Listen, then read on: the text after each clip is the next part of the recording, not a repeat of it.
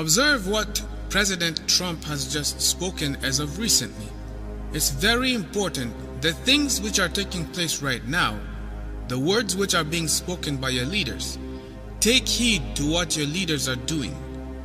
Do not let it pass by you, because your life depends on everything that they do and everything that they say. Observe what President Trump has spoken, and we're going to give some further commentaries, and I want you to observe the people in the background who surrounds the president. Border security, Republicans want very strong border security, and honestly, the Democrats, or most of them, it's hard to believe, but most of them want open borders, and that leads to crime and leads to other problems. And, I don't mind having the issue of border security on my side. If we have to close down the country over border security, I actually like that in terms of an issue, but I don't want it to be an issue. I want it to be something that the country needs. It's not really an issue. It's something the country needs. It's common sense. The country needs it. We need protection. We need border security. We need security from drugs that are pouring into our country. They're coming in right through that southern border, and we need a wall. We need border security, and part of border security is a wall. So I don't mind owning that issue. I mean, Chuck's problem is that I'll take it. If we close down the country, I will take it, because we're closing it down for border security, and I think I win that every single time. Okay? Thank you all very much. I appreciate it. Thank you. Press, let's go. Make your way out. Very much. Let's go. Thank you. Thank you very much, folks. This recording of Trump speaking on shutting down the government was the result of border security, and he was speaking with Nancy Pelosi and Chuck Schumer on this subject. To make the long story short, here is what I want to share with you. I had pointed out to you that you need to pay attention to the people behind Trump, because the people behind Trump are the advisors of Trump. These people have power. I want you to ask yourself, when the camera zooms out, what are these three Jesuits doing behind Trump? You see, these three, though they may appear as Catholics, these are Jesuits. Jesuits who are advising Trump on what to do. These Jesuits have one mission, and that mission is to bring back glory back to the papacy. Trump was trained and educated by a Jesuit. When we visit his vice president, Mike Pence, he calls himself a born-again evangelical Catholic. He is basically uniting Catholics and Protestants together. And make sure you take note that Trump, who is a Jesuit-trained president, when he was selecting the Supreme Court justices, he elected, or selected should I say, Catholics. Catholics are now the official majority in the Supreme Court. All of this is going somewhere, so observe. While he is selecting Catholics to represent the Supreme Court justices, he claims to be a Protestant. But it's very interesting, the Protestant Reformation was declared to be over in the year 2017, precisely on October 31st, 2017. At the 500th year anniversary of the Protestant Reformation. And the people who declared that the Protestant Reformation is over and declared that we are all Catholics now are the exact same people who are also amongst the advisors of President Donald Trump. The likes of being Kenneth Copeland and a few other big names. I'm not even going to go and list them, but you can see the pictures that I'm showing you. These people are evangelicals, yet they have said that the Protestant Reformation is over, which means there no longer exists Protestantism, which means we are all Catholics now. Now the point is, if we are all Catholics now, that means that we are all subject to the agenda of the papacy and of the Roman Catholic Church. What is the agenda of the Roman Catholic Church, you may ask? Well, it's quite simple. The agenda of the Roman Catholic Church can be found in the Pope's 2015 encyclical entitled Laudato Si. This encyclical sums up the movement that the Catholic Church is pushing in these last days. And this movement can be summed up by two simple words: climate change. Climate change is the movement in which the Roman Catholic Church is pushing in these very last days. But you have to remember, this climate change is not just a movement that is just for the sake of the environment. No, this climate change is going to bring back glory to the Vatican, to the Roman Catholic Church. Let me show you just how powerful the Pope is. You see, in May of 2015, Pope Francis released Laudato Si. Laudato Si is the second encyclical of Pope Francis. The encyclical has the subtitle, On Care for Our Common Home, end quote. In it, the Pope critiques consumerism and irresponsible development, laments environmental degradation and global warming, and calls all people of the world to take, and I quote, swift and unified global action. Following the release of his encyclical Laudato Si, the Pope then spoke before the United Nations in September of that very same year. And it's quite simple what he was talking about before the United Nations. He was simply promoting Laudato Si. His speech before the world leaders was revolved around climate change and about environmental protection. Here's the interesting thing. That very same year, in the fall of 2015, an agreement known as the Paris Climate Agreement was drafted. On Google, this is what the Paris Agreement is about. It says, and I quote, "The Paris Agreement is an agreement within the United Nations Framework Convention on Climate Change, dealing with greenhouse gas emissions, mitigation, adaptation, and finance, starting in the year 2020. Now, what's interesting about the Paris Climate Agreement is that should any nation try to get out, once you sign in and you are a part of this agreement, you are automatically bound for 3 years at least. So, if you try to pull yourself out of this agreement, you still have to remain a part of this agreement for at least a minimum of 3 years.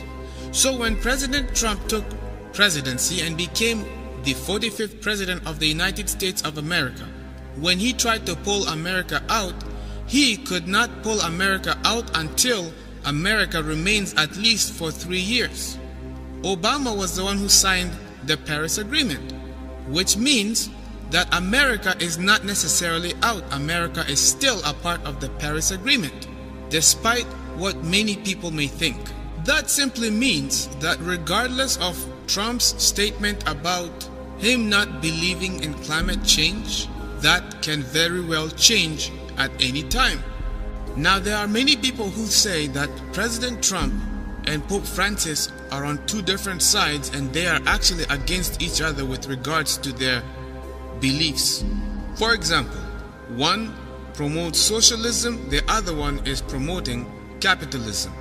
One is a globalist, the other a nationalist. You get the idea.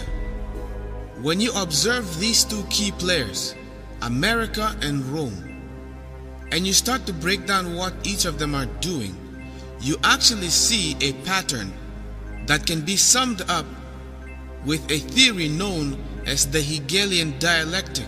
The Hegelian dialectic dictates that if you have a thesis, there will be an antithesis, and the two will always result in a synthesis. It is easily summed up as problem, reaction, solution. America must remain in the Paris Agreement until 2020, November of 2020. That ultimately means that anything can happen between now and then. While Trump may hint that he is against the Paris Agreement, it's very interesting that he is bringing on board on his members of advisors, the Roman Catholics, and yet choosing Roman Catholics to be the ones to occupy the seats of the Supreme Court justices.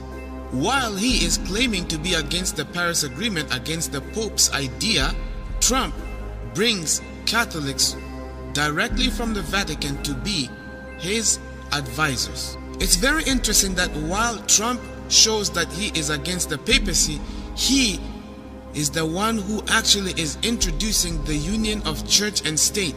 The image of the beast is only possible with Trump. He has brought a union of church and state, something that the Vatican loves, while yet making it seem like he is against the Vatican's ideas. Think about this, ladies and gentlemen. It does not add up. What's happening is the atmosphere is actually being created. It's being ripened so that the people will be the ones to demand that they want a climate change law to be passed.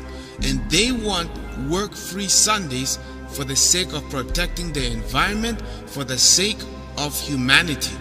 They are going to be the ones to demand that the state implements this. And once the state implements this, it goes worldwide. France right now is doing this. Remember, the Trump presidency has vowed to give power back to the people. He is simply shifting the power from the federal government and giving it back to the states. The states are going to be able to work independently. That is his idea of making America great again. Which means if one state decides to bring in the death penalty, that state can be able to do so. If another state decides to bring in a climate change law, they can do so. If another state decides that they would like to ban shopping on Sundays, they can do so. That is how America used to be in the first place. The states were acting independently of the federal government, but they abused it. Now here is something that all of you need to see. I'm going to share with you this video from the Associated Press. Listen to what these governors of all these different states are speaking with regards to the climate change agreement, because they want to implement climate laws within their states. Regardless of Trump's stand on climate change, they are saying, we don't care what Trump's doing, we are going forward with this. We want to enact laws in our own independent states. Observe. Thank you. So yes, we need the federal government, we need the President of the United States, but in the meantime, we're going to build the momentum, take concrete actions, as all these different states are. California's, Connecticut, Washington, Hawaii, and many other states. And within about 24 hours of the President purporting to remove us from the Paris Agreement, we had stood up the United States Climate Alliance. And that alliance was formed for the fundamental purpose to make sure that the world understood that we were still in the Paris Agreement, and we are still in the Paris Agreement. To make sure that the rest of the world understood that there is intelligent life in the United States. In my own state of Connecticut, where we're a small state, where we've added about 94,000 jobs in the last 7.5 years, 22,000 of those jobs are related to what we're talking about at this conference today. This is doable, and we don't need leadership in Washington to make it happen. In fact, last year, United States emissions fell to the lowest levels in 25 years without any help from Washington. The U.S. is already halfway to the commitment that we made back in Paris. Cities are helping to make that possible, and they will help ensure that we get the rest of the way there no matter what happens in Washington. So in conclusion, while Washington refuses to act, while homes are lost, while firefighters are dying on the fire line, while Washington invents fake problems and doesn't even solve them, and ignores the real problems that we face, American cities, Republicans and Democrats and independents alike, are saying this is real, and we will take action even if Washington doesn't. You see, ladies and gentlemen, all of this is because of the Pope's encyclical. The Pope's encyclical actually is calling for a national Sunday law within Laudato Si. Laudato Si is the encyclical that hides national Sunday law, the mark of the beast. France right now is displaying exactly what the Paris Agreement is really about, because they have banned vehicles on the first Sunday of every month for the sake of the environment. And not just this alone, but there's actually a talk right now about wanting to ban working on Sunday. We got a good bitter tug of war starting today's French newspapers. Flo's here on set with more. This is the government ban on working on Sundays, isn't it, Flo? That's right, and this Sunday several home improvement stores decided to brave that ban, and this has caused quite an uproar that's continuing to get a lot of attention here today. Let's take a look at Libération that talks about Sacred Sunday, and Libération says having Sunday be a work-free day is an essential part of people's social and family lives, but it's colliding with the labor market and France's competitiveness. So how can you reconcile the two? Libération takes a closer look and says that it is indeed possible to reconcile the two. You see, all of this sounds good to the average person when they hear that the government is trying to fight for a work-free Sunday. They are happy. The government is appealing to their family time, their religious time, to make things right amongst one another. All of this sounds good on the surface. Oh, and don't forget, it's good for the environment. It protects the earth. In other words, ladies and gentlemen, what the government and what these agencies are going to tell you is it's not just beneficial for the human race to rest one day a week, but it's also good to let the earth rest one day a week. And by so doing this, we will allow the earth to cool down, and global warming or climate change will reduce. The effects of climate change upon the earth will reduce. That is how we protect the earth and protect the environment, and we protect and sustain human life on earth. That, my friends, is exactly what Laudato Si is promoting.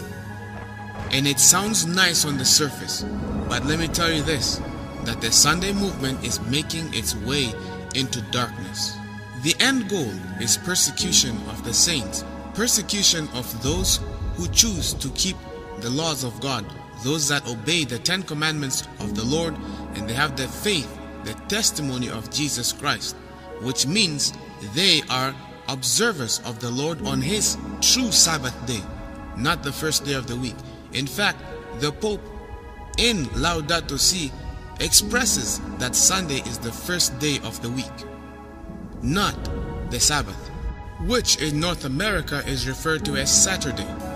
You see, ladies and gentlemen, whether you like it or whether you don't like it, Bible prophecy is fulfilling, and the Word of God is standing the test of time, and it's being proven every single day. The signs of the times are showing us that Jesus is coming, and that before Jesus comes, the world is about to enter its darkest hour. This is the longest night of Earth's history. While yet it is the darkest hour, it will not be for long, because Jesus is coming. We're about to see the mark of the beast, National Sunday Law, be declared. Right now you may not necessarily believe it. However, it comes in the form of climate change. You're going to start seeing a lot more Sunday movements being promoted. You're going to hear, when you start to hear these things, that is the time for you to start making things right with the Lord. In fact, start making things right with the Lord now. Because if you know, if you have heard the preaching that something as the Sunday law is going to be passed, and you are fully aware of that, when Sunday law is passed, and you think that you can come back to the Lord and make things right, it is too late for you. Probation would have closed. Because now you're coming to the Lord for the wrong reason. You're not coming to make things right. You're not coming to get to know Jesus Christ. You are coming because now you're scared that probation is closing. And that, my friends, is false conversion. And many of you may ask the question, well, what do we do from here? How can I ensure my salvation? How can I be saved? The Bible says in Ecclesiastes 12:13-14, let us hear the conclusion of the whole matter. Fear God and keep His commandments, for this is the whole duty of men. For God shall bring every work into judgment with every secret thing, whether it be good or whether it be evil. You see, ladies and gentlemen, this passage of Ecclesiastes goes hand in hand with the three angels' message, which is found in Revelation chapter 14 verses 6-7. This is the first angel's message. Listen to the following. It says, and I quote, "And I saw another angel fly in the midst of heaven, having the everlasting gospel to preach unto them that dwell on the earth, and to every nation, and kindred, and tongue, and people, saying with a loud voice, Fear God, and give glory to him, for the hour of his judgment is come, and worship him that made heaven and earth, and the sea, and the fountains of waters." This passage, ladies and gentlemen, goes hand in hand with the passage of Ecclesiastes. When you fear God, you will keep his commandments. Keeping the commandments of God is going to be the issue of the final end and conclusion of the great controversy between Jesus Christ and Satan. It revolves around worship. Keeping the laws of God, keeping the 10 commandments of God, does not strictly remain with thou shalt not kill, thou shalt not commit adultery, thou shalt not covet, but it also goes to the point of not worshiping any other gods, not even believing in any other gods, because that is idolatry. And also it does not mean that you are excluded from observing the Sabbath of the Lord. The Sabbath of creation has not changed, my friends. The Lord gave you 6 days. In the 4th commandment it says, remember the Sabbath day to keep it holy. 6 days thou shalt labor and do all thy work. But the 7th day is the Sabbath of the Lord thy God. It's not the Sabbath of the Jews. It's not the Sabbath of the Hebrews. It's not the Sabbath of anybody else but to the Lord. He gave us 6 days to do all of our work and to do everything. But his 7th day Sabbath has not changed. So ladies and gentlemen, you that hear this message are without excuse. You cannot say I was not told. What this message, what I'm trying to get you to understand is you must get in the mindset now of overcoming any bad habits. All of us need to overcome any bad habits now. Those that know about this message, when they do not make things right with the Lord because they are waiting to see the sign that a Sunday law is going to be passed, or they are waiting for a sign that says, oh, church and state is now a thing, and then they're going to run back to the Lord and make peace with the Lord, their probation would have closed a long time. It would have been too late for them. But for those who have not heard this message and do not know of this truth, they will be the ones who still have time to make things right with the Lord, but they have a short space of time. Do not underestimate the Paris Agreement, because these things are the main driving force behind the movement of the mark of the beast, the very mark of authority of the papacy, which they said with their own mouths is Sunday sacredness.